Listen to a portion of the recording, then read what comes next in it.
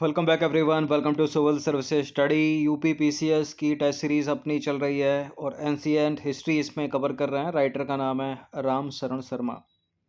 ठीक है, भारत का प्राचीन इतिहास और इसमें 18 टॉपिक हैं। 18 में से हमने 9 टॉपिक जो है वो कवर कर लिए हैं। आज का टॉपिक नंबर होगा 10। यह है जैन और बौद्ध धर्म। ये इंपॉर्टेंट टॉपिक है, मोस्ट इंपॉर्टेंट टॉपिक है। प्रश्न बनते ही बनते हैं इससे किसी भी स्टेट के पीसीएस में। ठीक है, और यूपीएससी सिविल सेवा में भी हर साल बनते हैं। तो चलिए स्टार्ट करते हैं। 6 क्लास की जो हमने एनसीईआरटी कवर की थी उसमें भी टॉपिक था जैन धर्म और बौद्ध धर्म का, और इसमें भी ये बुक अपने को कवर करनी है तो पढ़ना पड़ेगा। और बाकी टेस्ट की काउंटिंग करें तो ये टेस्ट नंबर होगा 43, और इसकी प्लेलिस्ट बना रखी है मैंने, वहाँ पर आप टेस्ट नंबर 1 से लेकर 43 तक पहुँच सकते हो। सीक्वेंस वाइज है, इनको ज़रूर प्रैक्टिस कीजिएगा। चलिए, तो प्रैक्टिस हम वैसे ही करेंगे, सारी व्याख्या को एमसीक्यू में तोड़ देंगे। ठीक है, ताकि पढ़ने में मज़ा आए। तो पहला प्रश्न इस टॉपिक से जो बनता है वो बनता है, भारत में निम्नलिखित के आने का सही कालानुक्रम क्या है। और ये टेस्ट बहुत बड़ा होने वाला है, 7 से 8 हज़ार शब्द होंगे इसमें कम से कम। लगभग 30 मिनट अपने जाएंगे इसमें, और थोड़ा तीव्र गति से चलेंगे। तो भारत में निम्नलिखित के आने का सही कालानुक्रम क्या है बताइए। लोहे का हल सबसे पहले आया, नगर संस्कृति पहले आई, ये पंचमार्क सिक्के पहले आ गए। देखिए, सबसे पुरानी सभ्यता जो सिंधु घाटी की सभ्यता है वो नगर सभ्यता थी। ठीक है, यानी एक नगरीय सभ्यता थी, और लोहे का हल उसके बाद में आया, पंचमार्क सिक्के भी उसके बाद में आए। तो सबसे पहले यहाँ पर नगर संस्कृति सबसे पहले आ जाएगी। तो नगर संस्कृति 2 में, बी में और सी में। अब नगर संस्कृति के बाद पंचमार्क सिक्के आ गए, या आहत सिक्के, या लोहे का हल आएगा। नगर संस्कृति के बाद वैदिक, ठीक है, वैदिक आएगा, उसके बाद आएंगे पंचमार्क सिक्के, फिर सोने के सिक्के आएंगे। तो नगर संस्कृति यानी सिंधु घाटी की सभ्यता, हड़प्पा सभ्यता, उसके बाद लोहे का हल, उसके बाद पंचमार्क या आहत सिक्के, उसके बाद सोने के सिक्के। तो सी है इसका आंसर, और बढ़िया प्रश्न एकदम। देखिए, भारत में सबसे प्राचीन सभ्यता है हड़प्पा सभ्यता। इंडस वैली सिविलाइजेशन अपनी नगर नियोजन या नगर योजना के लिए प्रसिद्ध है। और लोहे का ज्ञान कांसे के बाद वैदिक काल में 1000 ईसा पूर्व में आया। ये कांस्य सभ्यता थी, कांसे का ज्ञान पहले हो गया था, लोहे का उसके बाद में हुआ। और भारत में सबसे प्राचीन सिक्के पंचमार्क सिक्के या आहत सिक्के 6ठी शताब्दी ईसा पूर्व में अस्तित्व में आए। और सबसे पहले भारत में सोने के सिक्के हिंद यवन शासकों ने जारी किए 2री शताब्दी ईसा पूर्व। ये जितनी भी टेस्ट सीरीज चल रही है इनका फुल टेस्ट प्राप्त कर सकते हैं, जो कि आपको मिलेगा पेड ग्रुप ज्वाइन करने पर, जिसका एमआरपी है 599 पूरे साल का। ये नंबर इस पर कॉल या व्हाट्सअप करके आप ज्वाइन कर सकते हैं। क्वेश्चन नंबर 2 बनता है, बौद्ध धर्म के संदर्भ में निम्नलिखित में से कौन सा स्टेटमेंट गलत है। यह धर्म ईश्वर और आत्मा को नहीं मानता। दोनों को नहीं मानता क्या? इस धर्म को भारत के धर्मों के इतिहास में क्रांति का जनक कहते हैं। और यह धर्म पुनर्जन्म को नहीं मानता। यह धर्म वेद प्रमाण के प्रति अनास्था रखता है। देखिए, बौद्ध धर्म ना तो ईश्वर को मानता ना आत्मा को मानता। इस धर्म को भारत के धर्मों के इतिहास में क्रांति का जनक कहते हैं।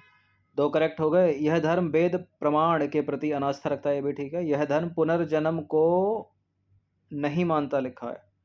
यह धर्म पुनर्जन्म को मानता है। बौद्ध धर्म में पुनर्जन्म की मान्यता है, ईश्वर और आत्मा की नहीं है। तो सी इनकरेक्ट है, वही आंसर है। देखिए, बौद्ध धर्म पुनर्जन्म को मानता है। बौद्ध धर्म यह भी उपदेश देता है कि जो व्यक्ति दरिद्र भिक्षुओं को भीख देगा वह अगले जन्म में धनवान बनेगा। बौद्ध धर्म मानता है कि मनुष्य जब तक निर्वाण प्राप्त नहीं कर सकता, मनुष्य जब तक निर्वाण प्राप्त नहीं करता वह जन्म और मृत्यु के चक्र में फंसा रहता है। ठीक है, जब तक वो जन्म और मृत्यु के चक्र में फंसा रहेगा वो निर्वाण प्राप्त नहीं कर सकता। क्वेश्चन नंबर 3 है, बौद्ध धर्म के संदर्भ में निम्नलिखित कथनों पर विचार करेंगे। सम्राट अशोक ने बौद्ध धर्म का प्रचार विदेशों में करवाया। केवल धम्म के तत्वाधान में सुगठित प्रचार की व्यवस्था होने के कारण बौद्ध धर्म तेजी से फैला। पहला तो करेक्ट है, ये केवल वाला स्टेटमेंट जो होते हैं ना गलत करवा देते हैं, इसलिए गलत है दूसरा वाला स्टेटमेंट, पहला ही करेक्ट है केवल। देखिए, सम्राट अशोक ने बुद्ध के निर्वाण के 2 साल बाद बौद्ध धर्म ग्रहण किया। अशोक ने अपने धर्मदूतों के द्वारा इस धर्म को मध्य एशिया, पश्चिम एशिया, श्रीलंका, बर्मा, तिब्बत, चीन और जापान के भागों में फैलाया और इसे विश्व धर्म का रूप दिया। पहले तिब्बत, चीन तो अलग अलग थे। ठीक है, तो पहला करेक्ट हो गया। बौद्ध धर्म के 3 प्रमुख अंग हैं, बुद्ध, संघ और धम्म। संघ के तत्वाधान में सुगठित प्रचार की व्यवस्था होने से बुद्ध के जीवन काल में ही बौद्ध धर्म ने तेजी से प्रगति की। मगध, कौशल और कौशाम्बी के राजाओं और अनेक गणराज्यों ने बौद्ध धर्म को अपनाया।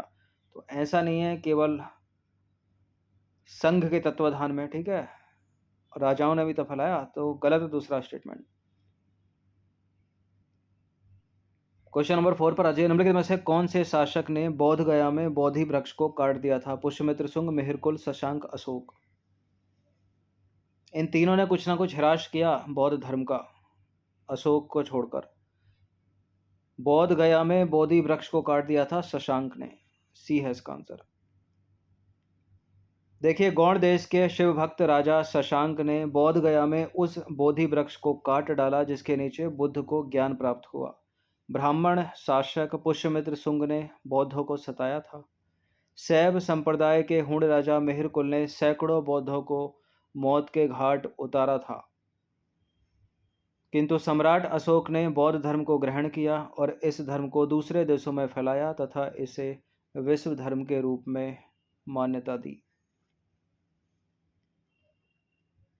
क्वेश्चन नंबर 5 पर आ जाइए। बुद्ध के जीवन की 4 महत्वपूर्ण घटनाएं और उनसे संबद्ध 4 स्थानों को सुमेलित कीजिए। सूची 1 कह लो या 2 स्तंभ कह लो इनको। स्तंभ 1 में घटनाएं हैं, स्तंभ 2 में है स्थान। जैसे कि जन्म कहाँ हुआ, ज्ञान प्राप्ति कहाँ पर, पहला उपदेश कहाँ दिया, निर्वाण कहाँ। गौतम बुद्ध का जन्म हुआ लुम्बिनी में, तो ए का हो गया 3, ये तो 1 से एलिमिनेट हो गया, आंसर मिल गया आपको। ज्ञान प्राप्ति हुई कहाँ पर, बोध गया में, तो दूसरे का दूसरे, बी का 2 हो गया। पहला प्रवचन दिया सारनाथ में, निर्वाण प्राप्त हुआ कुशीनगर में, तो डी का 4 हो गया, बी है इसका आंसर।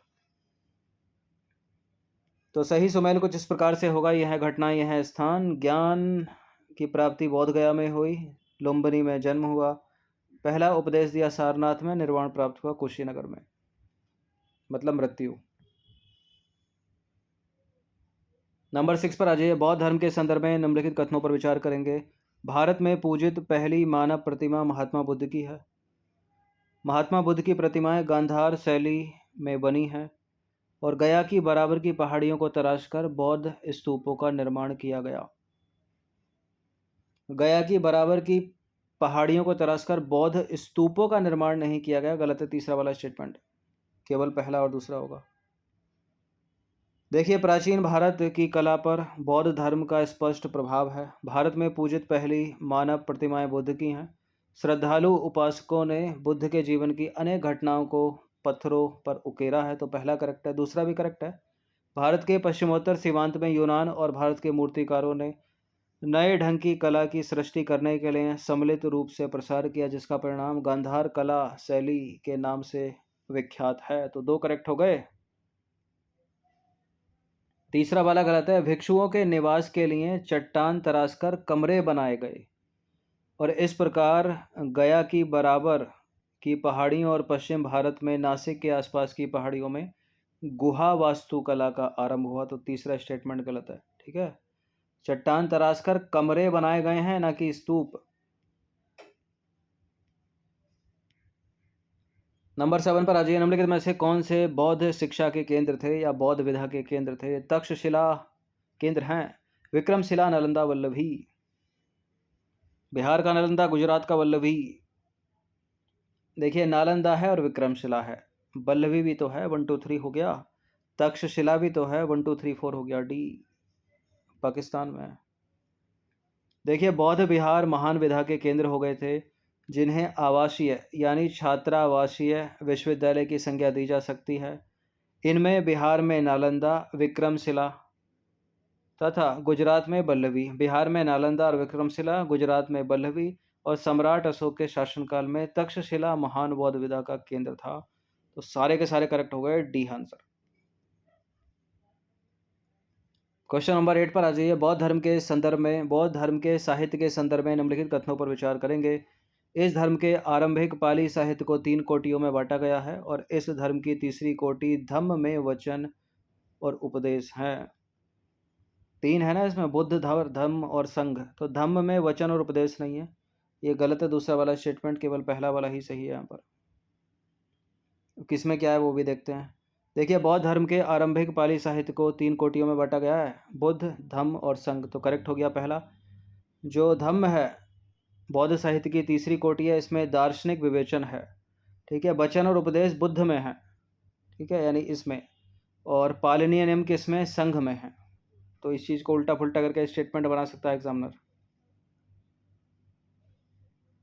क्वेश्चन नंबर 9 पर आ जाइए। बौद्ध धर्म के संदर्भ में निम्नलिखित कथनों पर विचार करेंगे। प्राचीनतम बौद्ध ग्रंथ सुत्त निपात में गाय को अन्नदा, वन्नदा और सुखदा कहा गया है और बौद्ध साहित्य की रचना आमजन की भाषा प्राकृत में की गई है और इस धर्म के कारण लोगों ने बुद्धिवाद का महत्व बढ़ा।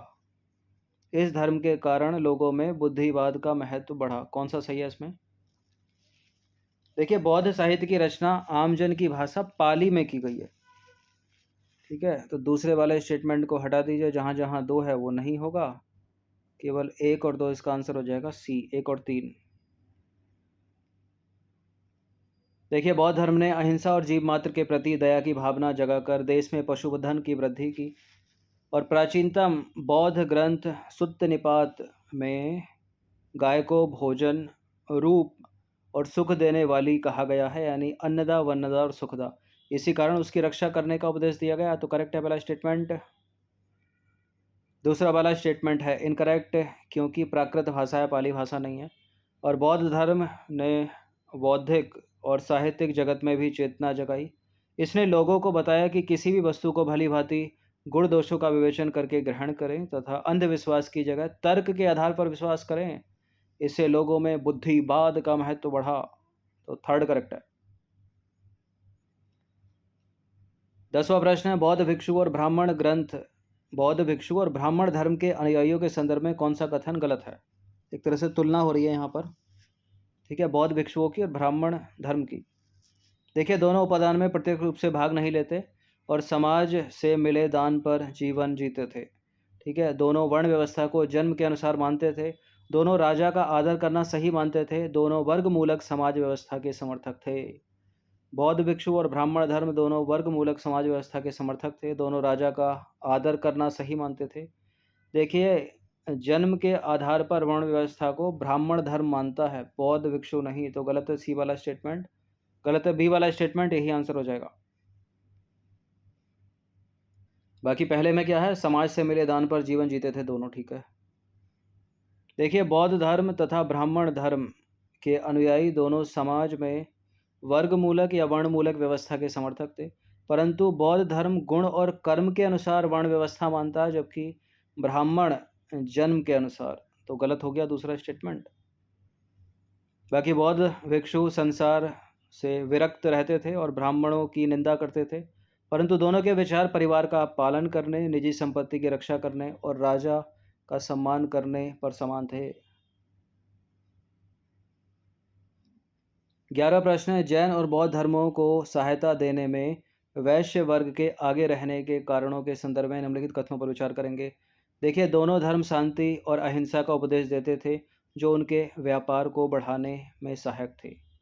ब्राह्मण धर्म में ब्याज पर धन लगाने को अधम कहा जाता था और ब्याज पर धन देना वैश्यों के व्यापार का मुख्य हिस्सा था।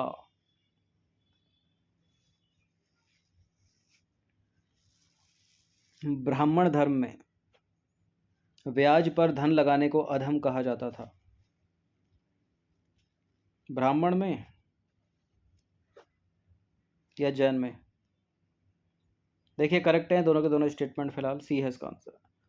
देखिए, दोनों धर्मों में शांति और अहिंसा का उपदेश होता था, जिससे विभिन्न राजाओं के बीच होने वाले युद्धों का अंत हो सकता था। फलस्वरूप वैश्य वर्ग के व्यापार वाणिज्य में उन्नति संभव थी।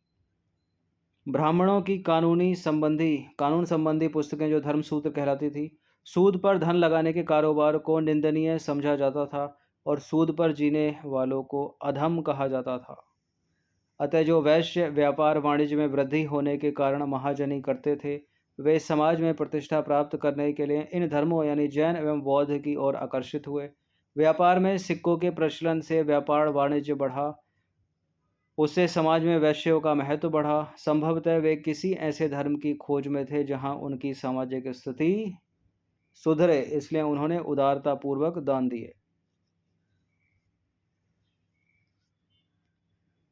क्वेश्चन नंबर 12 पर आ जाइए। जैन और बौद्ध धर्म के समान धार्मिक विश्वास के संदर्भ में निम्नलिखित कथनों में से कौन सा कथन सत्य है? दोनों धर्म अहिंसा के सिद्धांत में विश्वास करते थे। दोनों धर्म सरल, शुद्ध और संयम जीवन के पक्षधर थे। दोनों धर्म में मध्यम मार्ग को समान रूप से माना गया है। देखिए, मध्यम मार्ग बौद्ध धर्म मानता है, जैन नहीं। तो थर्ड को हटा दो, केवल 1 और 2 सी। दोनों धर्म समान रूप से अहिंसा का उपदेश देते थे। दोनों धर्मों के पंचव्रत में अहिंसा को स्थान दिया गया। पहला सही हो गया, दूसरा भी सही है। बौद्ध और जैन दोनों संप्रदाय सरल, शुद्ध और संयम जीवन के पक्षधर हैं। दोनों संप्रदाय के भिक्षुओं को आदेश था कि वे जीवन में विलास की वस्तुओं का उपयोग नहीं करेंगे। ठीक है, उन्हें दाताओं को उतना ही ग्रहण करना जिनसे उनकी प्राण रक्षा हो, बस। मध्यम मार्ग बौद्ध धर्म में अपनाया गया, जैन धर्म में नहीं। तो थर्ड इनकरेक्ट है। बौद्ध धर्म के अनुसार ना अत्यधिक विलास करना चाहिए, ना अत्यधिक संयम में रहना चाहिए। वे मध्यम मार्ग के प्रशंसक थे। तो तीसरा इनकरेक्ट है, क्योंकि जैन धर्म नहीं मानता। 13वां प्रश्न, निम्नलिखित में से सेठी शब्द किस वर्ण के लिए प्रयुक्त होता था? क्षत्रिय, वैश्य, ब्राह्मण, शूद्र। सेठी, सेठी सेठी वैश्य के लिए, बी। देखिए, वैश्यों में वणिक जो व्यापार करते थे सेठी कहलाते थे, और क्षत्रियों के अतिरिक्त वैश्यों ने महावीर और गौतम बुद्ध दोनों की उदारतापूर्वक सहायता की थी। नंबर 14 पर आ जाइए। जैन और बौद्ध धर्म के उदय के संदर्भ में निम्नलिखित कथनों पर विचार करेंगे। इन धर्मों का उदय वैदिक धर्म में व्याप्त कुरीतियों और ब्राह्मण श्रेष्ठताओं के विरुद्ध हुआ। इन धर्मों के उद्भव का आर्थिक कारण नई कृषि मूलक अर्थव्यवस्था का विस्तार था।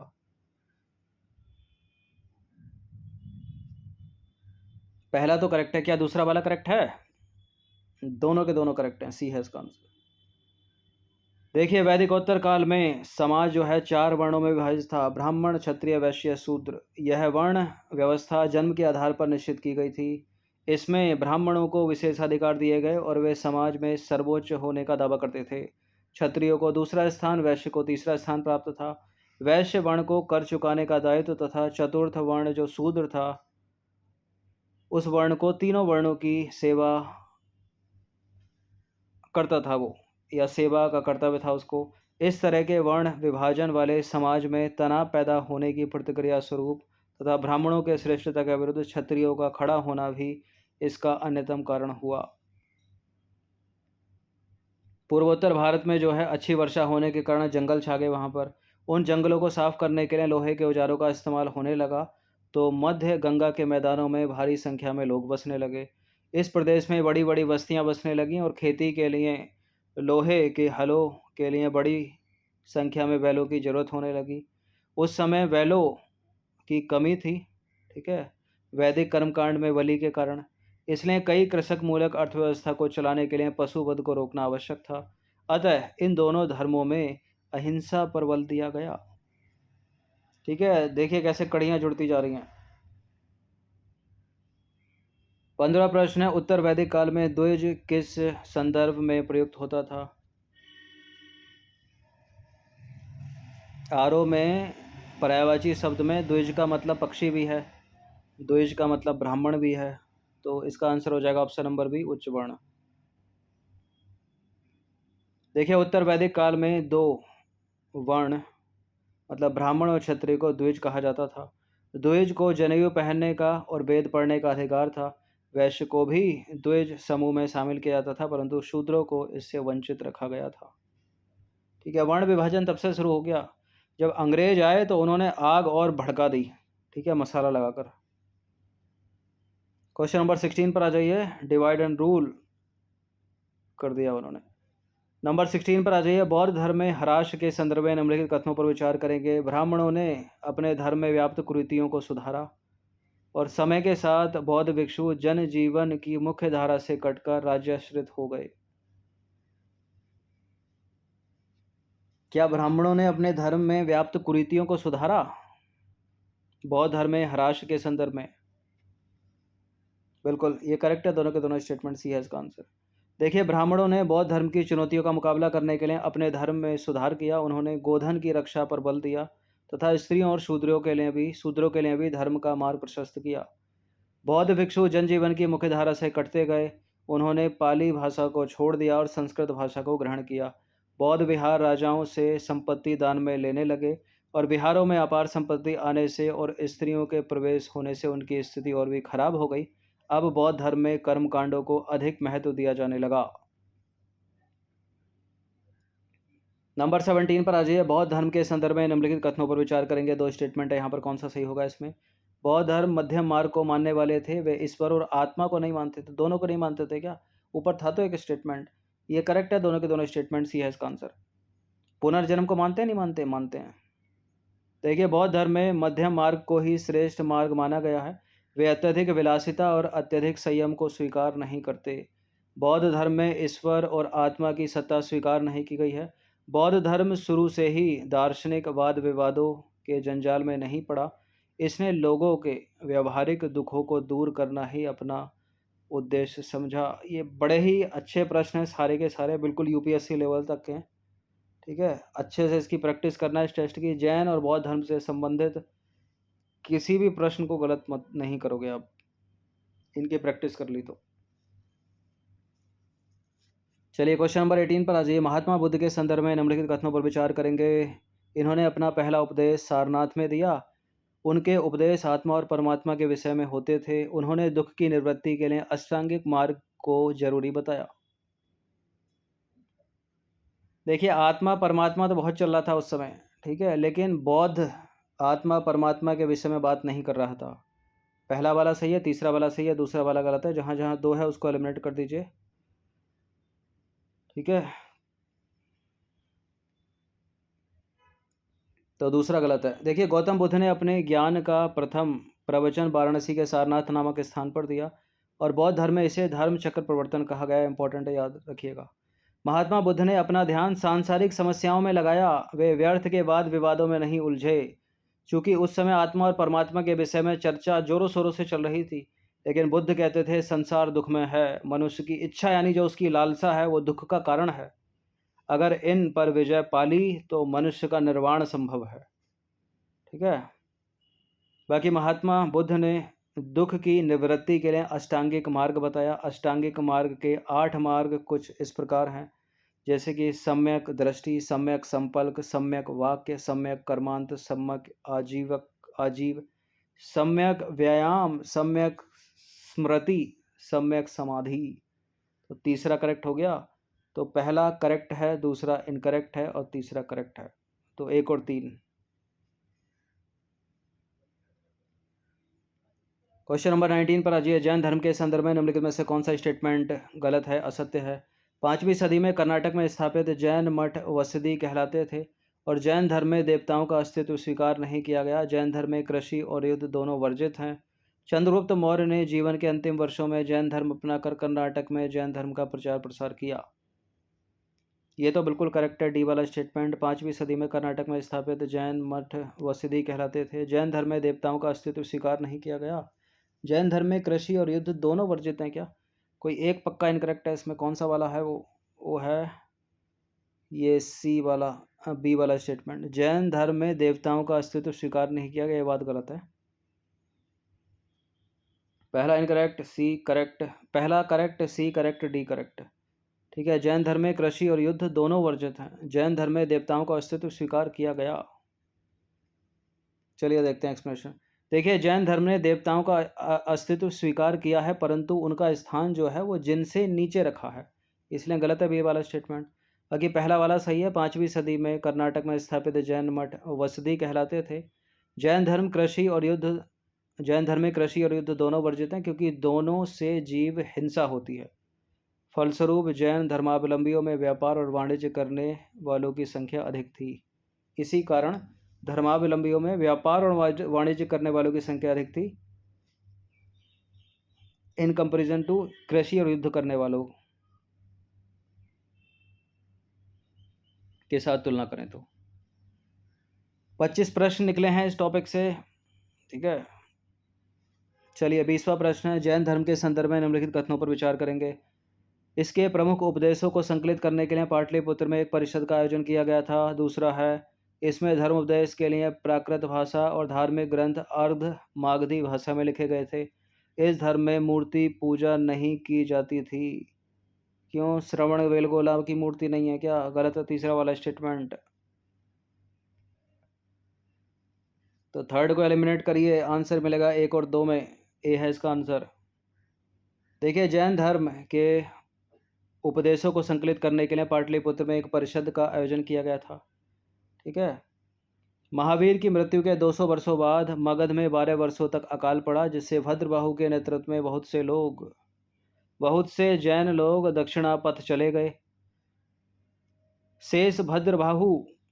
शेष जो है स्थलबाहु के नेतृत्व में मगध में रह गए। अकाल समाप्त होने पर भद्रबाहु वापस लौटे तो स्थानीय जैनियों से उनका मतभेद हो गया। इसी को सुलझाने के लिए पाटलिपुत्र में एक परिषद का आयोजन किया गया, लेकिन दक्षिणी जैनियों ने इसका बहिष्कार कर दिया, जिसके फलस्वरूप दक्षिणी जैन दिगंबर और मगध के जैन श्वेतांबर कहलाए। तो श्वेतांबर और दिगंबर 2 संप्रदायों में बट गया जैन धर्म, उस अकाल के कारण जो अकाल पड़ा था, ठीक है। कुछ लोग वहीं रह गए, कुछ वहाँ से चले गए। तो पहला करेक्ट हो गया, दूसरा वाला भी करेक्ट है, क्योंकि जैन धर्म में धर्मोपदेश के लिए आम लोगों के बोलचाल की प्राकृत भाषा को अपनाया गया तथा धार्मिक ग्रंथों के लिए अर्धमागधी भाषा को। ये ग्रंथ ईसा की 6ठी सदी में गुजरात के वल्लभी नामक स्थान में, जो महान विद्या का केंद्र था, अंतिम रूप से संकलित किए गए। प्राकृत भाषा से कई क्षेत्रीय भाषाएं विकसित हुई। देखिए, इनमें विशेष रूप से उल्लेखनीय है सौरसेनी, जिनसे मराठी भाषा की उत्पत्ति हुई, और जैनियों ने अपभ्रंश भाषा में पहली बार कई महत्वपूर्ण ग्रंथ लिखे तथा इसका पहला व्याकरण तैयार किया। बौद्धों की तरह जैन लोग आरंभ में मूर्ति पूजक नहीं थे, किंतु बाद में महावीर और तीर्थकरों की पूजा करने लगे। इसके लिए सुंदर और विशाल प्रस्तर प्रतिमाएं, प्रस्तर यानी पत्थर की मूर्तियां, विशेषकर कर्नाटक, गुजरात में, राजस्थान में और मध्य प्रदेश में निर्मित हुई। तो तीसरा वाला स्टेटमेंट गलत है कि मूर्ति पूजक नहीं थे। क्वेश्चन नंबर 21, निम्नलिखित में से किस एक नगर का संबंध महावीर से नहीं है? वैशाली से, लुम्बिनी से, चंपा से, पावापुरी से। महावीर का संबंध किससे नहीं है? पावापुरी, लुम्बिनी में, वैशाली में, क्या लग रहा है? चंपा यानी सारनाथ, या फिर कुछ और? लुम्बिनी, ठीक है। वैशाली से मतलब है, लुम्बिनी से चंपा से मतलब है पावापुरी से, लेकिन लुम्बिनी से मतलब नहीं है महावीर का। चलिए एक्सप्लेनेशन में देखते हैं। देखिए, कपिल वस्तु के निकट नेपाल के तराई में अवस्थित लुम्बिनी को महात्मा बुद्ध का जन्म स्थान माना जाता है, और अन्य नगर महावीर से संबंधित हैं, ठीक है। तो लुम्बिनी हो गया, गौतम बुद्ध से संबंधित जन्म हुआ था वहाँ पर। बाकी वैशाली में हुआ था महावीर का जन्म, लुम्बिनी में हुआ गौतम बुद्ध का जन्म। पावापुरी को निर्वाण प्राप्त हुआ पावापुरी में महावीर जैन का, तथा चंपा यानी सारनाथ में महावीर ने उपदेश दिए।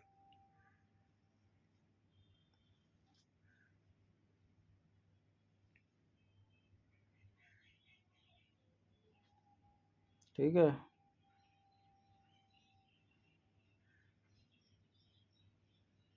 चंपा सारनाथ क्यों लिख दिया? सारनाथ में तो गौतम बुद्ध ने दिए थे, चंपा में महावीर ने उपदेश दिए। चलिए 22वां प्रश्न है, निम्नलिखित में से कौन जैन धर्म का त्रिरत्न माना जाता है? बुद्ध, धम्म, संघ। ये तो गौतम बुद्ध के हैं। जैन धर्म का है सम्यक दर्शन, सम्यक ज्ञान, सम्यक चरित्र, आचरण, सी। ये तो कई बार 6 क्लास की NCERT थी, उसमें भी आया था ये प्रश्न। देखिए, जैन धर्म में सांसारिक बंधनों से छुटकारा पाने के उपाय बताए गए हैं। मोक्ष पाने के लिए कर्मकांडीय अनुष्ठान की आवश्यकता नहीं है। यह सम्यक ज्ञान, सम्यक ध्यान और सम्यक आचरण या चरित्र से प्राप्त किया जा सकता है। ये तीनों जैन धर्म के त्रिरत्न माने जाते हैं। क्वेश्चन नंबर 23 पर आ जाइए। निम्नलिखित में से कौन सा स्टेटमेंट है गलत? जैन अनुयायियों के संघ में स्त्री और पुरुष दोनों को स्थान मिला था। जैन धर्म में पुनर्जन्म को स्वीकार नहीं किया गया है। महावीर ने जैन धर्म के 5 व्रतों में 5वां व्रत ब्रह्मचर्य जोड़ा था। केवल्य द्वारा सुख दुख पर विजय प्राप्त करने के कारण महावीर जिन और उनके अनुयायी जैन कहलाते थे। कौन सा गलत है? जैन धर्म में पुनर्जन्म को स्वीकार नहीं किया गया है, यही गलत है, किया गया है। देखिए, जैन धर्म में पुनर्जन्म का अस्तित्व स्वीकार किया गया है। तीर्थकर महावीर के अनुसार पुनर्जन्म में अर्जित किए गए पुण्य या पाप के अनुसार ही उच्च या निम्न कुल में जन्म होता है। उनके मतानुसार शुद्ध और अच्छे आचरण वाले निम्न जाति के लोग भी मोक्ष पा सकते हैं। तो सी है इनकरेक्ट, बाकी हैं सारे हैं करेक्ट। केवल द्वारा सुख दुख पर विजय प्राप्त करने के कारण महावीर जिन और उनके अनुयायी जैन कहलाए। महावीर ने जैन धर्म के 5 व्रतों में 5वां व्रत ब्रह्मचर्य को जोड़ा था। जैन अनुयायियों के संघ में स्त्री और पुरुष दोनों को स्थान प्राप्त था। सेकंड लास्ट प्रश्न है, जैन धर्म के संदर्भ में विचार करेंगे। इस धर्म के सिद्धांतों ने उपदेष्टा तीर्थकर कहलाते थे। इस धर्म के सिद्धांतों के उपदेष्टा तीर्थकर कहलाते थे और इस धर्म के संस्थापक पार्श्वनाथ माने जाते हैं। पार्श्वनाथ या ऋषभदेव वर्धमान महावीर की माता लिच्छवी नरेश चेतक की बहन थी। क्या दूसरा एलिमिनेट होगा? नहीं होगा। ठीक है, पार्श्वनाथ थे 23वें तीर्थकर, ठीक है, और ऋषभदेव थे पहले।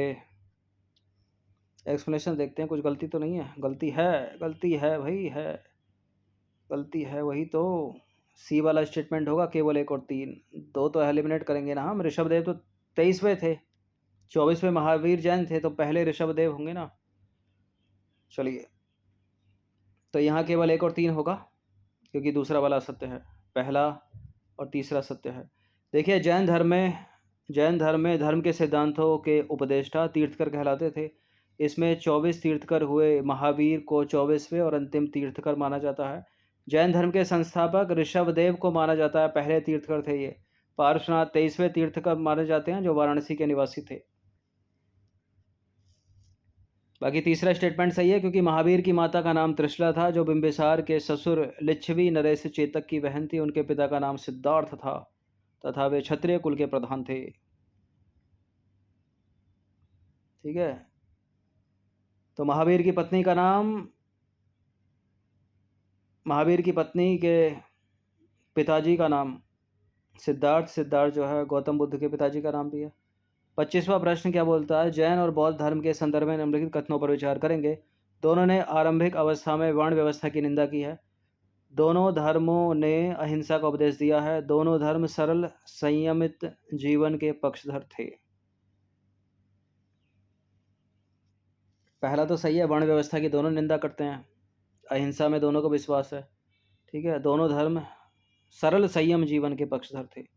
तो 3 स्टेटमेंट अगर होंगे तो तीनों के तीनों करेक्ट हो गए। तो 1 2 3। देखिए, दोनों धर्मों का उदय तात्कालिक जन्म मूलक वर्ण व्यवस्था पर आधारित समाज की प्रतिक्रिया स्वरूप हुआ था। उन्होंने आरंभिक अवस्था में वर्ण व्यवस्था को कोई महत्व नहीं दिया। तो पहला स्टेटमेंट सही हो गया। दूसरा स्टेटमेंट करेक्ट है, दोनों में अहिंसा को विशेष स्थान दिया गया क्योंकि अहिंसा से युद्धों का अंत हो सकता था।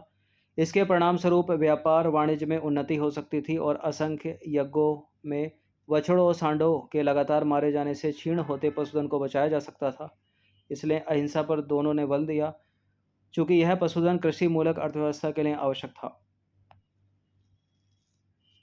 अब देखिए, दोनों धर्मों के भिक्षुओं को आदेश था कि वे जीवन की विलासिता की वस्तुओं का प्रयोग ना करें। वे दाताओं से उतना ही दान ग्रहण करें जितना प्राण रक्षा के लिए आवश्यक हो। वे सरल शुद्ध और संयम जीवन के पक्षधर थे। ठीक है, तो ये 25 बड़े इंपॉर्टेंट प्रश्न है इस टॉपिक से, जैन धर्म और बौद्ध धर्म। और ये एंशिएंट हिस्ट्री की बुक है राम शरण शर्मा की। तो ये इन टॉपिक की इन सभी टेस्ट की आप फुल टेस्ट PDF सीरीज़ प्राप्त कर सकते हो। नंबर इस पर कॉल या व्हाट्सअप करके, जो आपको मिलेगी पेड टेलीग्राम ग्रुप में। ठीक है, तो इस प्रैक्टिस जरूर कीजिएगा इस सीरीज़ की हर दिन। धन्यवाद।